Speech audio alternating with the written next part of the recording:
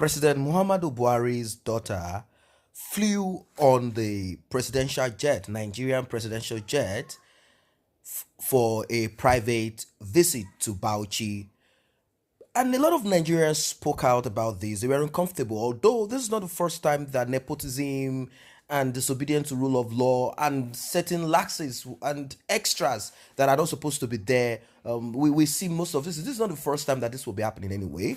But Buhari is a man that he put himself out there as a man of integrity, someone that claimed that he's coming to mop the injustice, that is coming to mop the nepotism, coming to mop the corruption that is so paramount in Nigeria. Unfortunately, people see that he's a little bit, he's not really doing what he's supposed to do, what he claimed that he was going to do, the mandate that he claimed that he was going to fulfill, and is kind of a person that is selective when it comes to all of this. Anyway, let's get back to the point. Buhari approved presidential jet for daughter Anan. Presidency replies critics. The presidency has reacted to the criticism trailing the use of a presidential jet by President Muhammadu Buhari's daughter, Anan Buhari, to a private function in Katsina State. Now, there is something about this young lady. She went to the United Kingdom on taxpayers, money, and she schooled all over there and stayed there for a while. And according to the terms and conditions of most telecommunication companies, after a while they recycle that SIM card.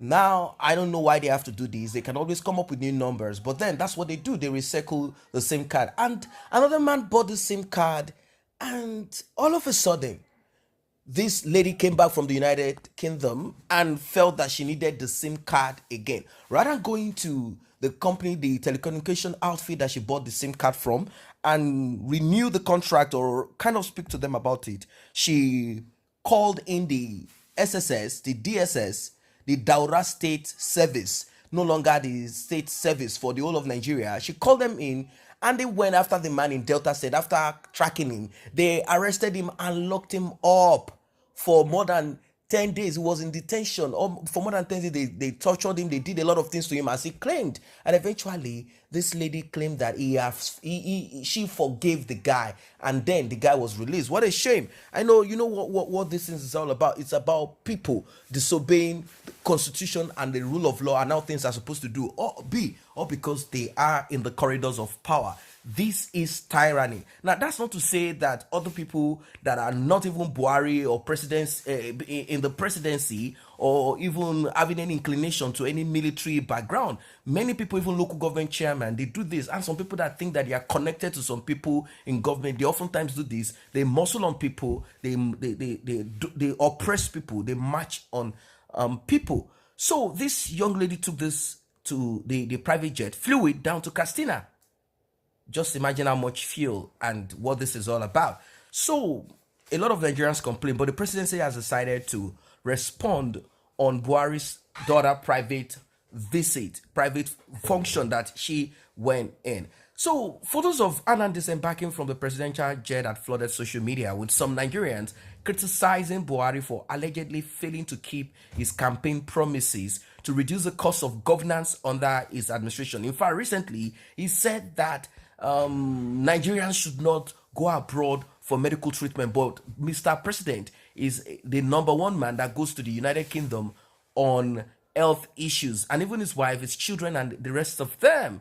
The president's daughter was said to have flown the presidential jet to attend Durbar cultural event, specially organized by for her to take some photographs on Thursday. Durbar is a northern kind of culture where they showcase their own whatever they have.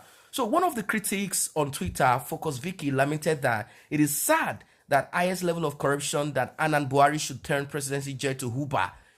Adding that this jet that poor masses tax is used to fuel, this issue needs to be looked into. It's corruption on the side of Muhammadu Buhari.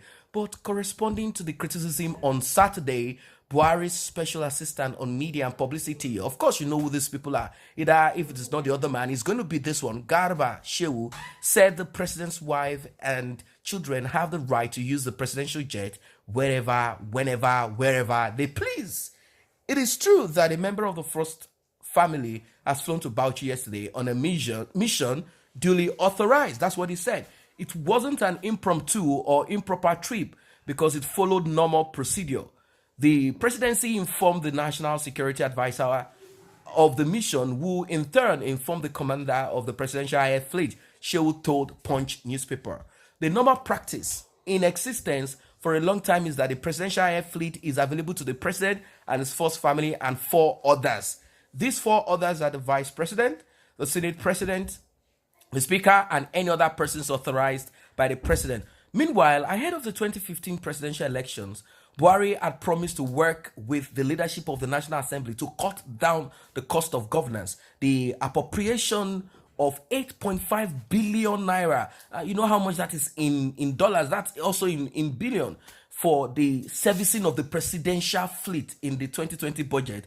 Many Nigerians criticize this. Now, guys, just see how much they use in servicing the presidential jet. What a shame. This is the kind of government that we have been in for a long time, and it's getting worse. You know, many people criticize Goodluck Jonathan's administration. A lot of people criticize Obasanjo's administration. A lot of people criticize many of those administrations, even the military regime. A lot of people criticize this administration. It seems that people will never be happy as a result of the kind of leaders and the kind of people that we also have in that contraption Nigeria. Like I always draw the difference between a typical person living in that contraption called Nigeria and also an exceptional person living in that contraption called Nigeria. The difference between the two of them is how they reason, how they perceive, and how they see outside of the box. Some people have been brainwashed and they want to remain brainwashed. Some people do not mind the kind of oppression that they are experiencing, while some will pretend maybe they are evil. I don't know. They will pretend rather than speaking truth to power. They will pretend and begin to criticize other people that are trying to help them get out of that condition, open up their eyes, or rather make them think better, because their eyes are open but they do not want to think better. And those kind of people are the worst kind of people that you will ever come across. So it's a very terrible thing. The aircraft does not belong to Buhari. It belongs to the taxpayers, even though it is in the service. It is for the service of the president, for him to fly back and forth. That doesn't mean that Buhari's daughter might just decide and say, you know what, I want to go to this place. Then the next thing is the flight will be made available for her to just travel back and forth. You might say, well, it doesn't matter. It's one of those things. Those little things that are in the constitution that are not respected, that are not obeyed, are the reasons why a lot of things happen in Nigeria. You need to go to some other countries. When their president goes on certain trip, they make sure they watch to find out if it is the taxpayers' money that is being used for some other private stuff that are not supposed to be used for. After all, the president earns salary, and there are a certain amount of money that have been allocated to the president, and therefore he will take care of his children out of it, which is normal. He will take care of the school fees, tuition fee, and the rest of that.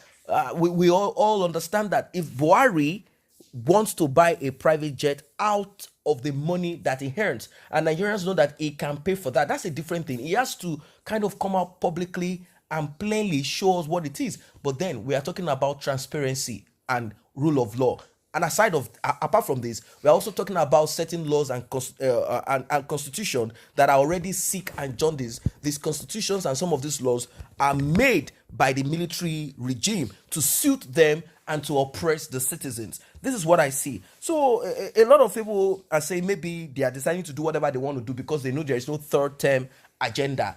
As a lot of people are clamoring, they say Nigeria must finally break. Now imagine, Garba Shehu, they have nothing else to say because they know that so much power has been put in that center. That is why people are asking for a decentralized government. People are asking for that, for the constitution to be reviewed or abrogated, and so that things can be put right. But the people from the north are comfortable with what is happening right now, as they have a lot of them in military ranks and in their ranks and file. They have all of them, and many of them that have put themselves in politics somehow. They found a way of looking for other people from the south that both of them are benefiting from the same thing. So that is why it's so complex, so difficult. People see from different lenses, particularly when their stomach is filled up with food. With what kind of food? With the loot that they are actually, getting here and there. So, guys, it's a very tough one.